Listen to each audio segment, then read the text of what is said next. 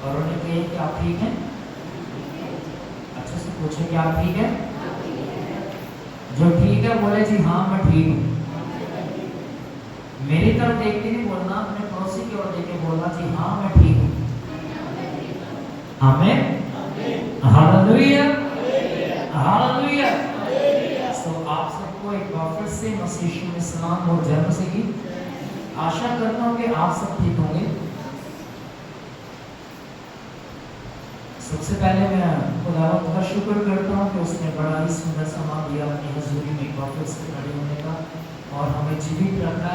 और मैं आप सबको स्वस्थ देख रहा हूँ, अच्छा देख रहा हूँ। इस बात के लिए भी प्रभु का धन्यवाद करता हूँ। आमीन, आमीन। कितने लोग हैं जो चर्च में सिर्फ हाजिरी लगवाने के लिए आए हैं? तो चलो घर में भी पड़े रहना है, कमर लुटेगी सो के वहीं पर चले जाते हैं, थोड़ी देर बैठ जाएंगे, लोगों से मिलेंगे। ऐसा है कोई यहाँ पे? है ऐसा कोई? ईमानदारी से बताइएगा। कितने लोग हैं आप में से जो कहते हैं कि हम परमेश्वर के वचन को सुनने के लिए, उसकी आराधना करने के लिए इस जगह पर आए हैं? आप एक दूसरे को देख के हाथ उठा रहे हो। मेरे दोस्त ने उठाया, मैं भी उठाया।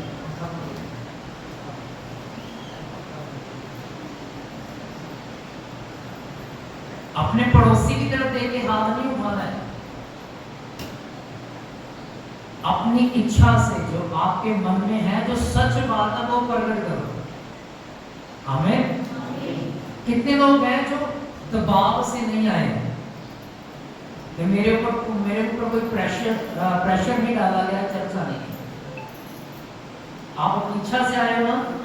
अगर इच्छा से आए हो तो आज कुछ लेके जाओगे यीशु के नाम से। आमीन। अगर आप अपनी मर्जी से आए हो तो परमेश्वर आपको आशीष देकर भेजेगा, ऐसा थाली में भेजेगा।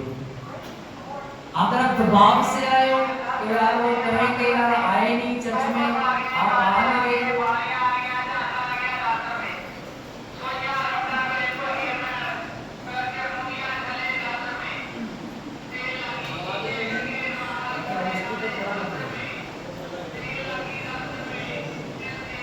Hallelujah, hallelujah. जब आप अपनी इच्छा से आते हो, जब आप खुश मन से आते हो, जब आपका हृदय आनंद से भरा होता है, तब परमेश्वर आपको देखता है, फिर फलवंत करता है। अगर आप आए हो गए यार फिर से फोन आएगा चर्च से, यार 3 संडे हो गए, 2 संडे हो गए, आने चर्च में आ जाओ, तब इस बार जाइए आती, तो आपको कुछ नहीं मिलेगा। सच बता रहा हूं, परमेश्वर की वाणी कहती, मैं नहीं कहता, परमेश्वर की वाणी कहती है, जब तक आपका मन नहीं, जब तक आपकी इच्छा नहीं। भाई को मैंने कल रात को, भाई कमलेश को बोला, मैंने बोला भाई लाइट बंद करके आना। भाई उठ के जा रहे थे, मैंने बोला नहीं नहीं बैठे बैठे बंद करो। भाई ऐसे लगे कहते ऐसे होगी, वाकई में ऐसे नहीं होता है। अगर आपको कोई काम करना है तो आपको उठना पड़ेगा, अपना शरीर हिलाना पड़ेगा। अगर आप चाहते हो कि आप खाना खाओ तो आपको जाना पड़ेगा, रोटी तोड़नी पड़ेगी, फिर मुंह में डालनी पड़ेगी। हालेलुया। अगर आप चाहते हो कि आपका बाऊ 10 तारीख को 25 तारीख को आपके हाथ में हथेली में पैसे धरे, आपको वहां पे जाके उसके लिए काम करना पड़ेगा। बिना मेहनत करे आपको कुछ नहीं मिलेगा। और ये परमेश्वर का वचन है, उत्पत्ति की किताब में लिखा है। परमेश्वर ने कहा जब तक तो अपने खून पसीने की कमाई को खून और पसीना एक नहीं करेगा तो अपनी कमाई को खाने नहीं पाएगा। अगर आप कमाते हो तभी खाते हो, वेला बैठा घर पे कोई खाने के लिए नहीं देता है। हालेलुया। सो अगर आप अपनी इच्छा से आए हो चर्च में तो परमेश्वर आपको भरकर ही भेजेगा, खाली नहीं भेजेगा। आमीन। कितने लोग विश्वास करते इस बात पे? जोर से बोलेंगे हालेलुया। दोनों हाथों को नीचे करके बोलेंगे हालेलुया। चलिए निकालेंगे यूहन्ना रचित सुसमाचार उसका 3 अध्याय उसके 16 वचन। जो वचन के ज्ञानवान है उनको तो मुंह जुबानी भी याद होगा ये वचन, क्योंकि बहुत बार बोला जाता है, बहुत बार सुनाया जाता है, पर आज कुछ नए तरीके से सीखेंगे।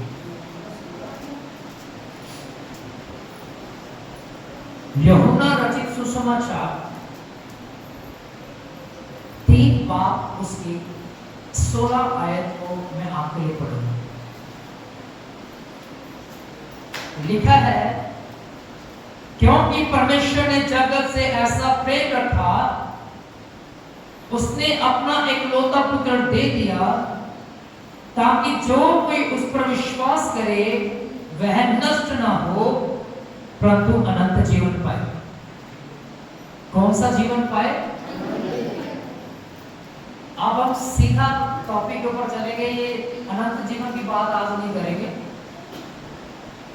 हम देखेंगे ऊपर वाली लाइनों कि परमेश्वर ने जगत से ऐसा प्रेम रखा। क्या रखा? क्या रखा? सब उसी से बोलेंगे, क्या रखा? प्रेम रखा।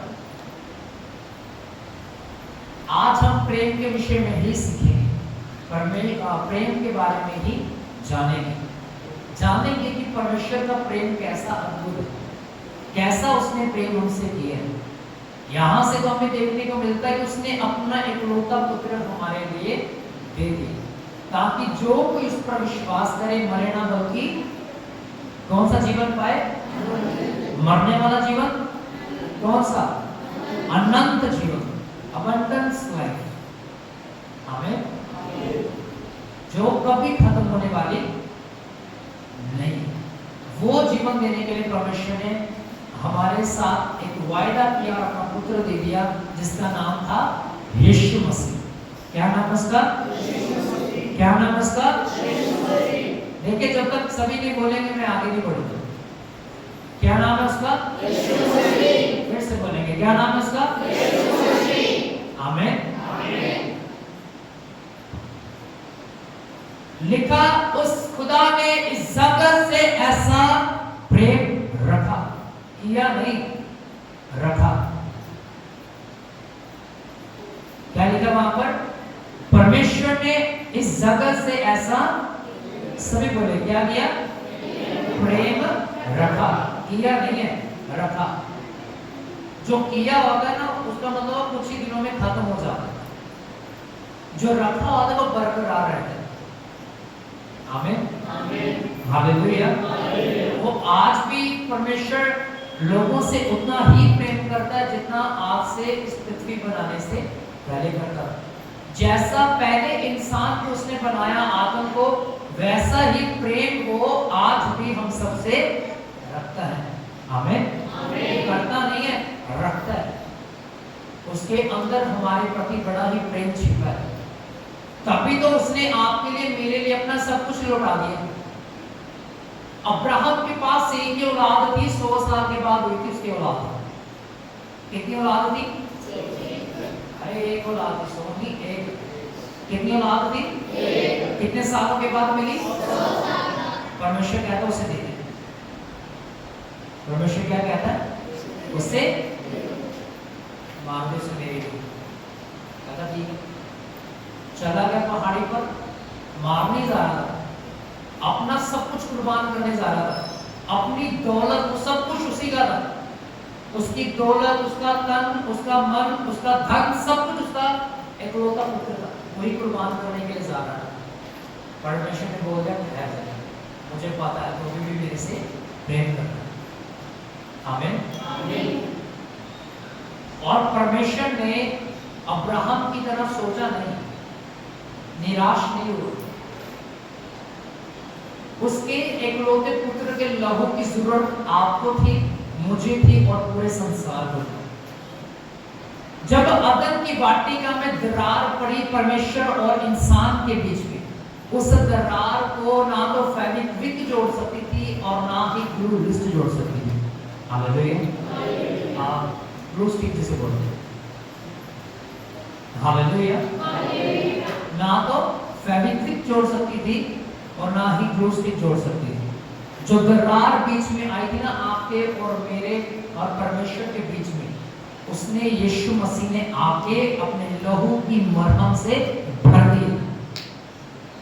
आमीन। किस मरहम से? लहू की मरहम से। किस मरहम से? लहू की मरहम से यीशु ने हमारे और परमेश्वर जो रात थी उसे भर दिया, खत्म कर दिया। किस चीज से? अपने लहू की मरतब के द्वारा। आमीन, हालेलुया। आगे लिखा है 17 वचन में, परमेश्वर ने अपने पुत्र को जगत में इसीलिए नहीं भेजा। ध्यान दीजिए, पहले बोला इसलिए भेजा ताकि जो कोई इस पर विश्वास करे मरे न बल्कि अनंत जीवन पाए। पहले बोला इसलिए भेजा, अब वो कहता इसलिए नहीं भेजा। इसलिए नहीं भेजा, पढ़ूंगा।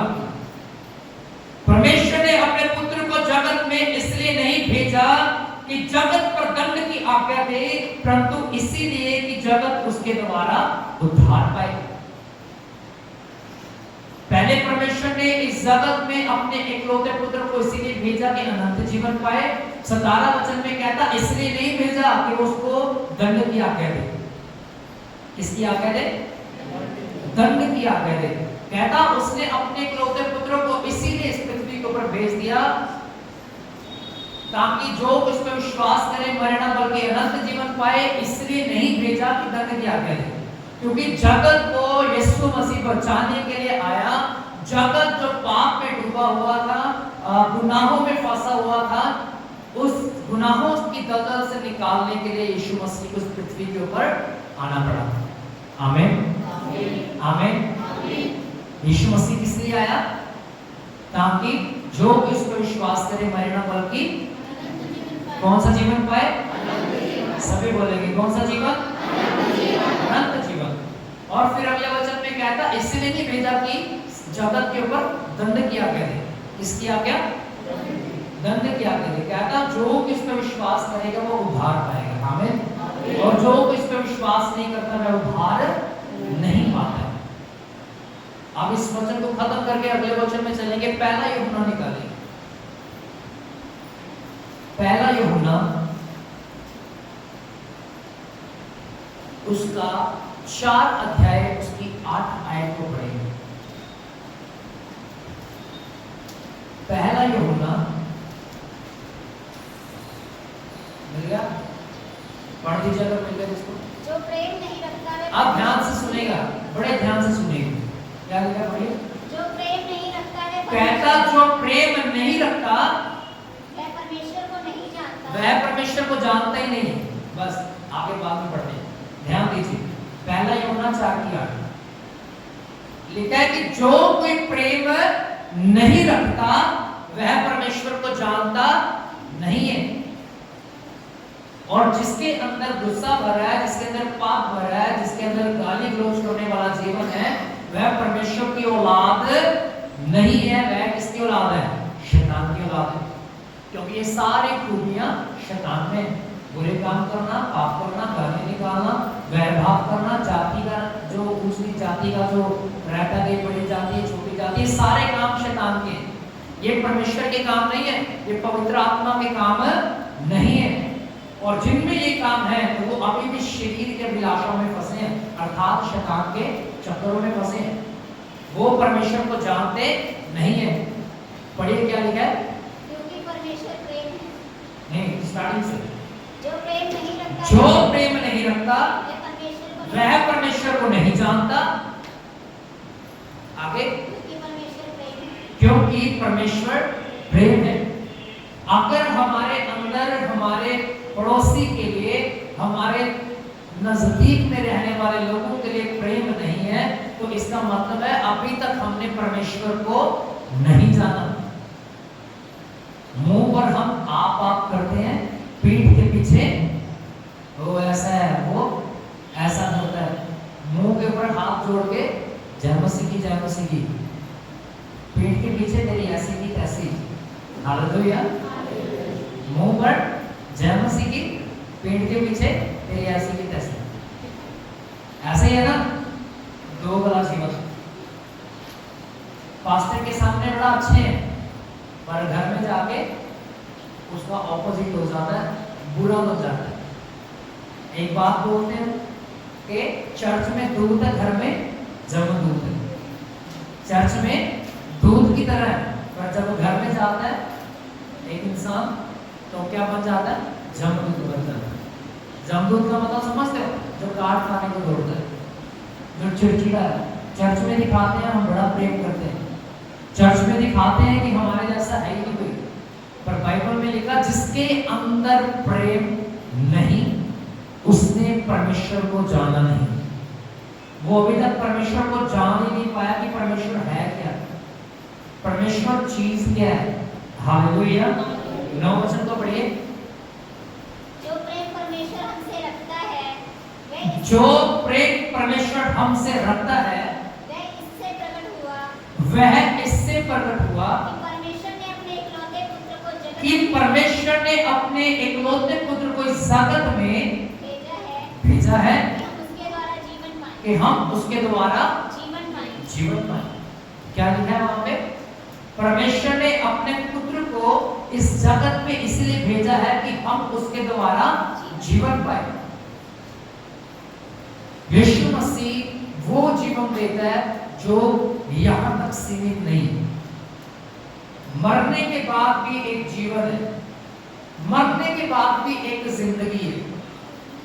2 जिंदगियों के बारे में आपने हमेशा सुना होगा, नरक और स्वर्ग के बारे में सुना सभी ने। कहते कि नरक है, एक स्वर्ग है। स्वर्ग में कहता सभी जाते, नरक में बुरे लोग जाते हैं, पर वो जाते हैं उसमें जो बहुत ज्यादा बुरे, पर जो थोड़े बहुत बुरे होते हैं चल जाता है, उसे स्वर्ग मिल जाता है, ऐसा कहते लोग। पर ऐसा नहीं है। स्वर्ग उसके लिए है जो मसीह यीशु के ऊपर विश्वास लाता है। हमें बिना यीशु मसीह के आप स्वर्ग के राज्य में नहीं जा सकते। अगर आपको फॉरेन कंट्री में जाना है तो आपको आपकी पहचान चाहिए, आपका आधार कार्ड। बिना आपके आधार कार्ड के आप उस देश में नहीं जा सकते। फॉर एग्जांपल किसी को पेरिस में जाना है, सिंगापुर में या टोरंटो कनाडा में जाना है, तो आपको सबसे पासपोर्ट बाद में बनेगा, पहले आधार कार्ड चाहिए आपको। जब तक आपका आधार कार्ड नहीं, आपका पासपोर्ट अप्लाई नहीं होगा, पासपोर्ट अप्लाई नहीं होगा, आप जहाज में नहीं बैठोगे, जहाज में नहीं बैठोगे तो आप कनाडा में नहीं पहुंचोगे। ऐसा ही है, जब तक आपके पापों की क्षमा आपको नहीं मिली, आप यीशु के नाम में प्रवेश नहीं कर सकते। वो अनंत जीवन आपको नहीं दे सकता, और स्वर्ग तो बड़ी दूर की बात रह जाती। अगर आपने यीशु को जान लिया, अपने पापों की माफी मांग ली, आपने उसके प्रेम को जान लिया, आपने अपने जीवन को सही कर लिया, तब आपके ऊपर पवित्र आत्मा की छाप लग जाएगी, और कोई भी ताकत इस दुनिया की, चाहे इस दुनिया से बाहर की ताकत हो, वो आपको स्वर्ग में जाने से रोक नहीं सकती है। हालेलुया। लिखा 3:16 में, यूहन्ना 3:16 में, उस इस जगत से परमेश्वर ने ऐसा प्रेम रखा कि अपना इकलौता पुत्र दे दिया, जो इस पर विश्वास करे मरे ना बल्कि अनंत जीवन। कौन सा जीवन पाए? सब बोले कौन सा जीवन पाए? अनंत जीवन पाए। कहता फिर अगले 17 वचन में लिखा, परमेश्वर ने उसे जगत में इसलिए नहीं भेजा कि जगत को दंड की आज्ञा दे। किसकी आज्ञा दे? दंड की आज्ञा। जब एक व्यक्ति पापी है, जब उसने अपने गुनाहों का अंगीकार कर लिया, परमेश्वर ने उसके सारे अपराध माफ कर दिए, फिर से वो पाप करता है, तो उसका क्या होगा? कोई बता सकता है उसका क्या होगा?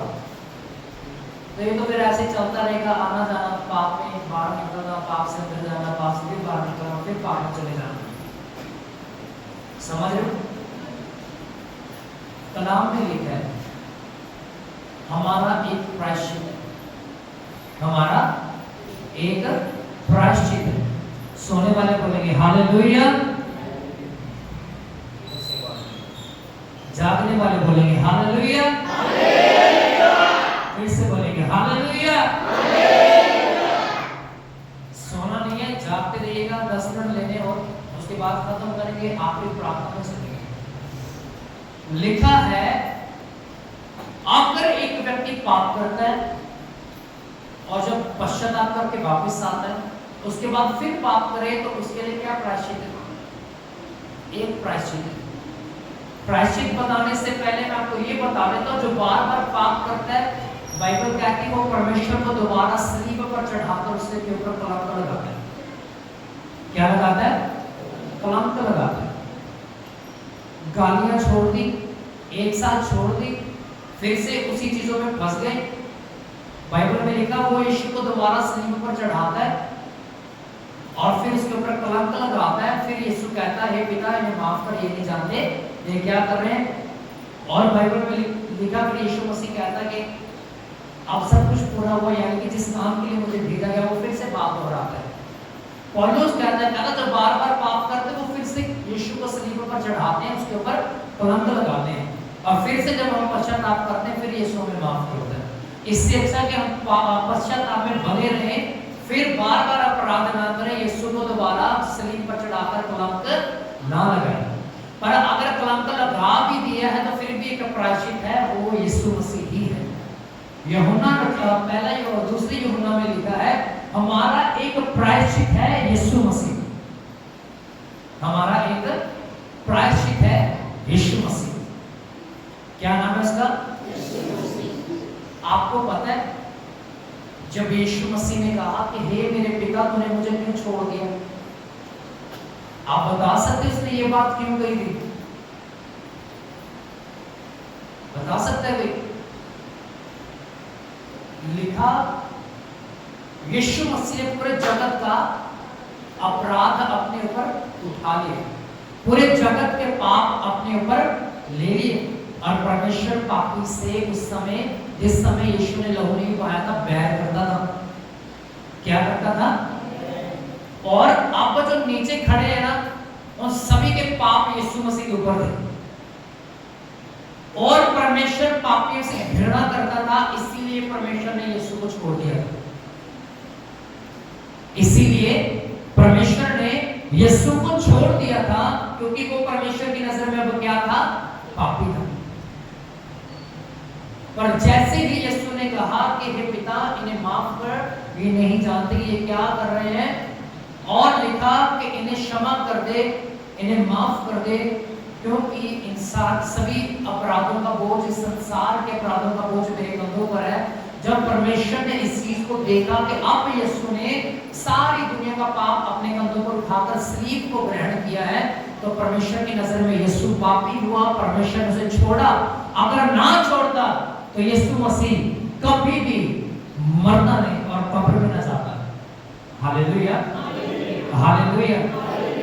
पर अब जब मैंने स्टार्टिंग में बोला कि हमारा एक विचोला है जो दरार परमेश्वर और हमारे बीच में पड़ चुकी थी, उसको यीशु मसीह ने अपने लहू की मरहम से भर दिया।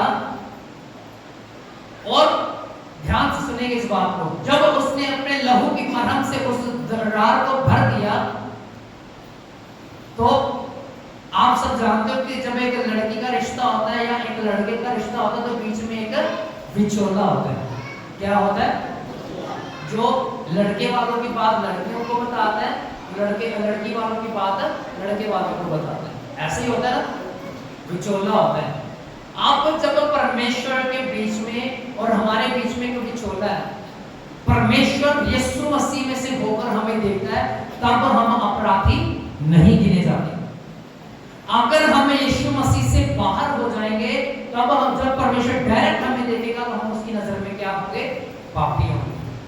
पर जब यीशु मसीह में से होकर वो हमें देखेगा, हम अपराधी नहीं होंगे, क्योंकि हम यीशु मसीह में होंगे। क्योंकि यीशु ने कहा जो कोई मुझ में बना रहता है उसमें अनंत जीवन बना रहता है।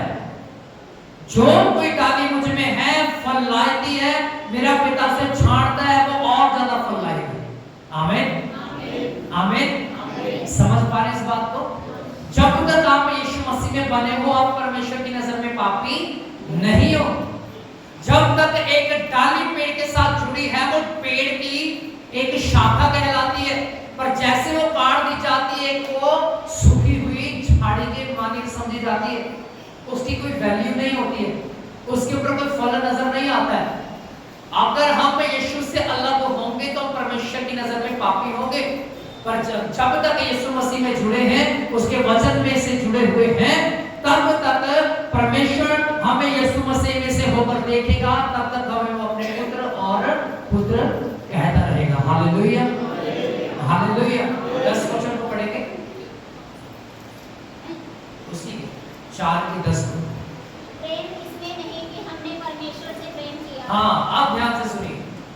कहता प्रेम इस बात में नहीं है कि हम परमेश्वर से प्रेम करते हैं, पर इसमें है कि उसने हमसे प्रेम किया पर इसमें प्रेम है कि उसने हमसे किया है और हमारे पापों के प्रायश्चित के लिए अपने पुत्र को भेजा। और हमारे पापों के प्रायश्चित के लिए अपने इकलौते पुत्र अर्थात यीशु मसीह को भेज दिया। हालेलुया। समझ पा रहे हैं? इसमें कोई बड़ी बात नहीं आप चर्चा आते हो, इसमें कोई बड़ी बात नहीं आप परमेश्वर से प्रेम करते हो। उसने आपको भेजा है, वो आपको लेकर आया है, उसने आपको जीवन दिया है, ये सबसे उत्तम बात है। Hallelujah, hallelujah. इसमें कोई महान बात नहीं है कि आप यीशु मसीह को सुबह उठ के बोलते हो आई लव यू जीसस, पर उसने बोला है I love you my child. आमीन। इसमें कोई बड़ी बात नहीं कि आप सुबह उठ के बोलते हैं यीशु मैं आपसे प्यार करता हूं। इसमें बड़ी बात है कि वो आपको कहता है कि मैं तुमसे प्रेम करता हूं। Hallelujah, hallelujah. याद रखें, जब वो कह देना कि मैं तेरे से प्यार नहीं करता, तो याद रखें आपका शरीर आपका प्राण दोनों अलग हो जाएंगे। Hallelujah, hallelujah. उसने हमसे प्रेम किया है ताकि हम उसमें बने रहें और अनंत जीवन पाएं। Hallelujah, hallelujah. देखिए उसने आपके लिए सब कुछ कर दिया, उसने अपना सब कुछ आपके लिए दे दिया। उसके पास एक इकलौता था, एक ही पुत्र था अर्थात यीशु मसीह। उसने अपना इकलौता आपके लिए दे दिया, उसने अपना इकलौता आपके लिए दे दिया। अब आपको कुछ करने की जरूरत नहीं है, आपको सिर्फ विश्वास करना है कि हाँ मैं यीशु के ऊपर विश्वास करता हूँ कि वो मेरे लिए आया, मेरे लिए मारा गया, मेरे लिए गाड़ा गया, मुर्दों में से तीसरे दिन जी उठा, आज भी जीवित है। बस ये अंगीकार करना है, आपका उद्धार हो गया। आमीन, आमीन, आमीन। बहुत सारे लोग कहते हैं ऐसे कैसे उद्धार हो गया। उस यीशु के साथ लटके हुए एक डाकू की तरफ देखिए। यीशु ने सिर्फ उसके मुंह से उसका अंगीकार सुना, तो उसका अंगीकार कैसा है? यीशु मसीह ने तो ऐसा तो नहीं किया, एक हाथ उठाड़ा और इधर से भी अपनी कील निकाली, अपने पाँव में से कील निकाल के गया, बपतिस्मा दे के फिर से सलीब पर आकर लग गया। ऐसा तो नहीं लिखा वहां पे। अरे बोलो, लिखा कि उस डाकू, दो डाकू उसके साथ लटकाए गए थे। एक डाकू ने कहा कि अगर तू परमेश्वर की संतान है तो अपने आप को भी बचा और हम दोनों को भी बचा। पर दूसरे डाकू ने उसे डांट के कहा, चुप कर, हम अपने गुनाहों की सजा पा रहे हैं, पर इसने कोई पाप नहीं किया। ये बिना पाप के हमारे साथ लटकाया गया है। पिलातुस ने पता क्या किया था? जब यीशु मसीह को दोषी करार किया, उसने अपने दोनों हाथ पानी से धोए और कहा कि मैं इसके लहू से आजाद हूं, इसके सूली पर चढ़ने में मेरा कोई हाथ नहीं है, इसलिए अगर सूली पर चढ़ रहा है तो उसमें मेरी सहमति नहीं है, मैं इसके लहू से आजाद हूं। उसने अपने हाथ धो लिए। Hallelujah, hallelujah. ऐसे ही करना है हमें भी ऐसे ही करना है। हमें भी अपने हाथ धुलने हैं, हमें अपना तन, अपना बदन, अपना मन धोना है यीशु के लहू से, ताकि जब अंतिम दिन आए, न्याय का दिन आए, तो वो हमें दोष न लगाए कि यही है अपराधी, ये पापी, इसको नरक में डालो। Hallelujah, hallelujah. हम यीशु मसीह के लहू के द्वारा आजाद हुए। हम पाप की गुलामी में थे, हम शैतान के बंधनों में फंसे हुए थे, गाली गलौज में, पाप के जीवन में फंसे थे, कर्जे के नीचे दबे थे, बीमारियों से दबे थे, शैतान के द्वारा झगड़े गए थे। पर परमेश्वर ने हमें क्या कर दिया है? आजाद कर दिया है। किसके द्वारा? यीशु के लहू के द्वारा। उसके लहू की अहमियत को समझिए कि उसका लहू कितना कीमती है। उसका लहू बड़ा ही बहुमूल्य है। उसका लहू किसी के दाम के द्वारा खरीदा नहीं जा सकता। अगर आप दुनिया भर का सोना ला के परमेश्वर के सामने रख दो, उसके सामने उसकी कोई वैल्यू नहीं है, क्योंकि यीशु मसीह का लहू सबसे उत्तम है। Hallelujah, hallelujah. अगर हाबिल का लहू बातें करता था, तो यीशु का लहू भी बातें करता है। आमीन, हालेलुया। आपके बीच में और परमेश्वर के बीच में, मेरे और परमेश्वर के बीच में जो दरार थी, यीशु ने किस मरहम से भर दी? किसके लहू के द्वारा? अपने लहू के द्वारा। Hallelujah, hallelujah. यीशु ने अपने लहू के द्वारा आपके अपराधों को खत्म किया, मेरे अपराधों को भी खत्म कर दिया। आपको दंड नहीं देता है, वो आपको अपना बीमारियों में नहीं भेजता है, तकलीफों में नहीं भेजता है। आमीन, आमीन। क्योंकि उसने अपना खून आपके लिए बहाया। अगर वो आपको दंड देगा तो उसके लहू बहाए जाना व्यर्थ है, उसके लहू की कीमत अदा करना व्यर्थ ठहराई जाएगी। आमीन, आमीन, हालेलुया। इसी वचन को पढ़िएगा, 10 वचन को दोबारा। प्रेम इसमें नहीं कि हमने परमेश्वर से, कहता प्रेम इसमें नहीं कि हम परमेश्वर से प्रेम करते हैं, पर इसमें है कि उसने हमसे, पर इसमें प्रेम है कि उसने हमसे प्रेम किया है, और हमारे पापों के प्रायश्चित के लिए अपने पुत्र को भेजा। हमारे प्रायश्चित के लिए अपने एकलौते पुत्र अर्थात यीशु मसीह को इस पृथ्वी के ऊपर भेज दिया। रोमियो की किताब में लिखा, अब जो कोई मसीह यीशु में है उसके ऊपर दंड की आज्ञा नहीं। फिर लिखा है, जो कोई मुझ में बना रहता है वो बहुत सारा फल लाता है, पर जो कोई मेरे से अलग हो जाता है, मेरा पिता उसे पापी और दोषी करार कर देता है, ठहरा देता है। जब तक हम यीशु मसीह में हैं, जब तक हम यीशु मसीह में बने रहेंगे, परमेश्वर जब हमें यीशु मसीह में से देखेगा, तब वो हमें अपने एकलौते हमें अपने पुत्र और पुत्री करके ग्रहण करेगा। आमीन, आमीन, हालेलुया। समझ में इस वचन को कि अगर किसी व्यक्ति से अपराध होता है तो उसके पापों के लिए एक प्रायश्चित है, वो क्या है? यीशु मसीह। अगर हमसे कोई पाप होता है, हम देखिए ऐसा तो है नहीं कोई भी व्यक्ति परफेक्ट हो, हर एक व्यक्ति के अंदर कोई ना कोई कमी होती है कि नहीं होती? कोई व्यक्ति चलो मान लो पवित्रता ही में है पर गुस्सा करना नहीं छोड़ पा रहा है, ये उसकी कमजोरी है। कोई व्यक्ति है जो व्यभिचार नहीं करता है पर गालियां नहीं छोड़ रहा है, वो छोड़ना चाहता है पर छूट नहीं रही।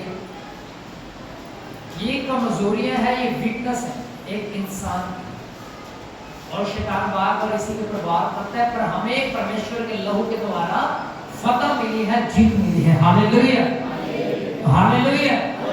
आपके लिए मेरे लिए एक ही प्रायश्चित है परमेश्वर के पास, उसका नाम है यीशु मसीह।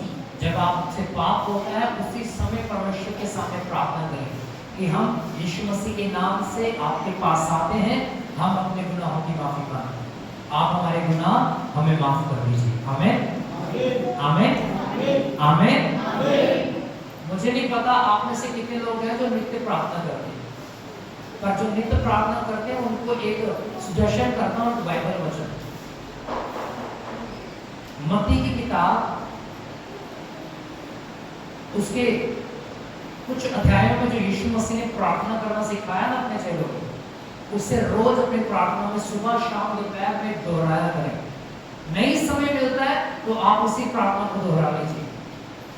मत्ती की किताब 6 अध्याय में लिखी वो प्रार्थना, और उसके 9 वचन में लिखा है, तुम इस रीति से प्रार्थना किया करो, ऐ हमारे बाप तू जो आसमान में है, तेरा नाम पवित्र माना जाए, तेरी बादशाहत आए, जैसे तेरी इच्छा स्वर्ग में पूरी होती है वैसे ही इस पृथ्वी पर भी पूरी हो। आज दिन भर की रोटी हमें दे, हमारे अपराध हमें माफ कर जैसे हम अपने अपराधियों को क्षमा करते हैं, और हमें आजमाइश में ना ला बल्कि बुराई से बचा, क्योंकि राज्य, प्रताप और महिमा सदा तेरे हैं। हालेलुया। सुबह शाम दोपहर इस प्रार्थना को जरूर दोहराया करें, क्योंकि इस प्रार्थना में बड़ी सामर्थ है। आपको लगता होगा 10 सेकंड में खत्म हो गई, पर ये प्रार्थना अगर आप करो समझ में तो घंटों बिता सकते हो इसके ऊपर। हालेलुया। इसके ऊपर प्रीच भी हुआ था आज से कुछ महीने पहले, 2-3 महीने पहले इसके ऊपर खुल के प्रीच हुआ था कि उस लाइन का मतलब क्या है, बादशाह का मतलब क्या है, जमीन में मर्जी पूरी होने का और स्वर्ग में मर्जी पूरी होने का क्या मतलब है, और यूट्यूब के ऊपर पड़ी होगी, आप जाके देख सकते हैं। हमें समझ आया सभी को? जो भी प्रेम नहीं करता वो परमेश्वर को नहीं जानता। जो अपने पड़ोसी से बैर रखता है कि इसने मेरे साथ बुरा किया मैं भी करूंगा, तो उसने अभी तक परमेश्वर को जाना नहीं। आप देखिए यीशु मसीह की कोई गलती नहीं थी, वो फिर भी सलीब के ऊपर चढ़ गया। लोगों ने उसके ऊपर दोष लगाया, उसने वो दोष बर्दाश्त कर लिया। उसका दिल देखिए कितना बड़ा है। आप उसके बेटे बेटियों, आप उसकी औलाद हो, आपके भी हृदय, आपके मन उसकी तरह विशाल होने चाहिए जैसे उसका हृदय बड़ा विशाल है। आमीन आमीन। आइए हम सभी अपने आप को